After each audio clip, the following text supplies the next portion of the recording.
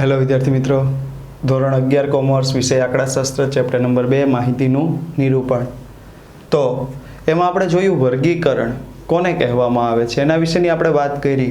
હવે આપણે જોઈએ અસતત આવૃત્તિ વિતરણ, સતત આવૃત્તિ વિતરણ અને કેટલાક સૂત્રો પર નજર કરીએ. તો અસતત આવૃત્તિ વિતરણ આપણે પહેલાં તો જોયું કે અસતત આવૃત્તિ વિતરણ અને સતત આવૃત્તિ વિતરણ કોના પ્રકાર છે, તો કે સંખ્યાત્મક માહિતીના વર્ગીકરણના બે પ્રકાર છે. તો અવર્ગીકૃત માહિતી પરથી અસતત આવૃત્તિ વિતરણ તૈયાર કરવા અવલોકનોને અનુરૂપ આવૃત્તિ ચિહ્ન દર્શાવી જે કોષ્ટક તૈયાર કરવામાં આવે તેને અસતત આવૃત્તિ વિતરણ કહે છે.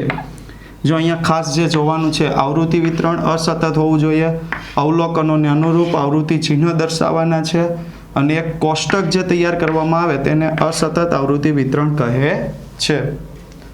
ત્યાર પછી આપણે અગત્યનું જોવાનું છે, ચલના મૂલ્યને પુનરાવર્તનને દર્શાવતી સંખ્યાને શું કહેવામાં આવે છે? ચલની આવૃત્તિ કહે છે. ચલ મૂલ્યના પુનરાવર્તનને દર્શાવતી સંખ્યાને શું કહેવાય છે? ચલની આવૃત્તિ કહે છે. તો આપણે તો પહેલા ઉદાહરણ એક જોઈ લઈએ. તો ઉદાહરણ, તો ચલ x આવૃત્તિ ચિહ્ન અને આવૃત્તિ આ રીતે આપણે તૈયાર કરવાનું હોય છે. આપણને અહીંયા આપેલા છે 1 2 3 4 5. હવે એના આવૃત્તિ દાખલા તરીકે એક આપણે 5 વખત આવતો હોય તો 1 2 3 3 વખત આવે છે એટલે અહીંયા 3 લીટા તો 3. 2 3 5 વખત આવે છે તો 1 2 3 4. પણ મિત્રો યાદ રાખજો, 5 વખત આવે એટલે આપણો આડો લીટો આવશે અને અહીંયા કેટલા લખશું? 5. હવે 3 કેટલી વખત આવે છે? તો કે 10 વખત આવે છે અથવા 7 વખત આવે છે એવું રાખીએ. તો 7 વખત માટે 1 2 3 4 5, ફરી પાછું 1 અને 2 એટલે આ 7 વખત.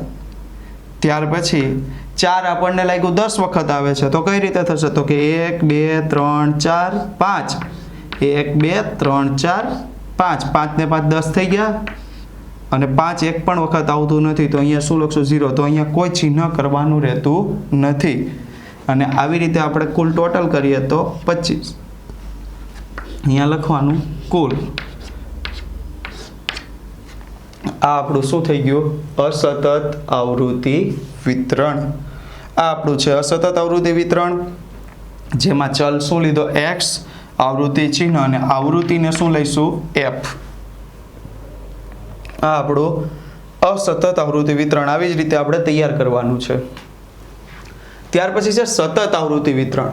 તો માહિતીની લઘુત્તમ કિંમત અને મહત્તમ કિંમત વચ્ચેના તફાવતને વિસ્તાર કહે છે. લઘુત્તમ કિંમત એટલે ઓછામાં ઓછી અને મહત્તમ કિંમત એટલે વધુમાં વધુ, એને શું કહેવાય છે? વિસ્તાર. માહિતીની લઘુત્તમ કિંમત અને મહત્તમ કિંમત વચ્ચેના તફાવતને વિસ્તાર કહે છે. તો વિસ્તાર માટે આપણે શું લખશું? મહત્તમ કિંમત માઇનસ લઘુત્તમ કિંમત. મહત્તમ કિંમત માઇનસ લઘુત્તમ કિંમત. તો આ મહત્તમ કિંમત અને લઘુત્તમ કિંમત વચ્ચેના તફાવતને વિસ્તાર કહે છે.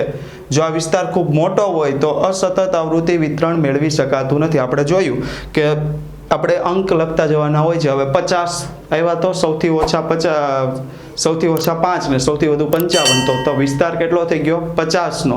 તો 50 આંકડાનું આપણે આવૃત્તિ વિતરણ તૈયાર કરી શકતા નથી.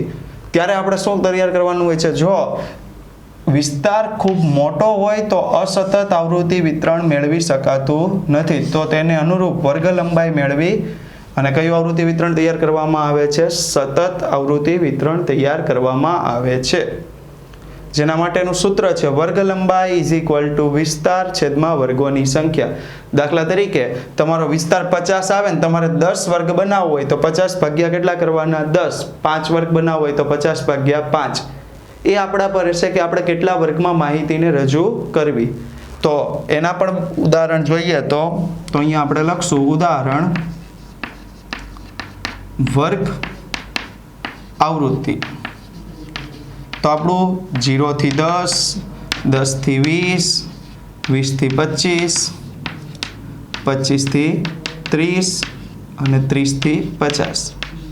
આ આપણા વર્ગ છે. સામે આવૃત્તિ 5, 8, 12, 15 અને 10, કુલ 50. આ આપણા એક પ્રકારે તમે જે ભણીને આવ્યા છો ધોરણ 10માં આંકડાશાસ્ત્ર ચેપ્ટરમાં 15મા ચેપ્ટરમાં હજી બીજા રીતના પણ વર્ગ આવી શકે. ઉદાહરણ આપણે એક જોયું હતું, હવે ઉદાહરણ આપણે જોઈએ 2.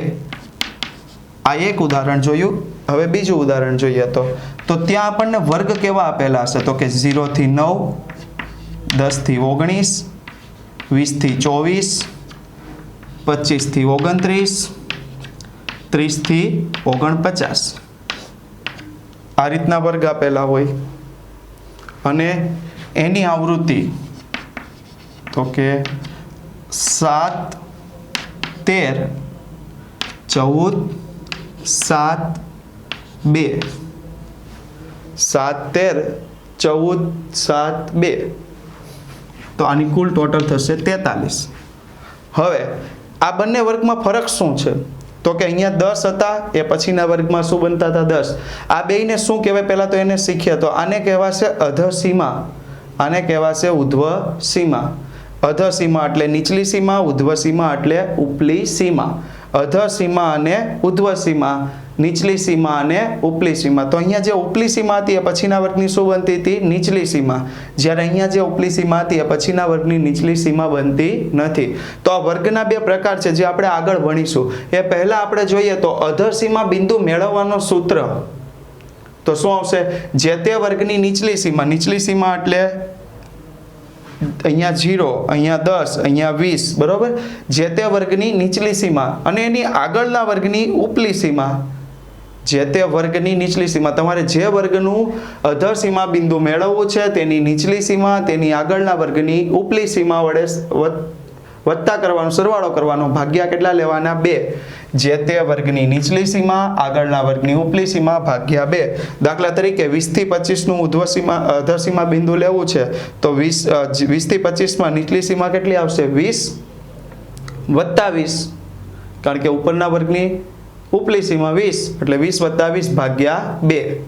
એવી જ રીતે ઉધ્વ સીમા બિંદુમાં શું આવશે તો કે જે તે વર્ગની ઉપલી સીમા પછીના વર્ગની નીચલી સીમા, એટલે કે જો આ વર્ગનું આપણે ઉધ્વ સીમા બિંદુ લેવું હોય તો ઉપલી સીમા 25, પછીના વર્ગની નીચલી સીમા 25, એટલે જે તે વર્ગની ઉપલી સીમા પછીના વર્ગની નીચલી સીમા ભાગ્યા 2.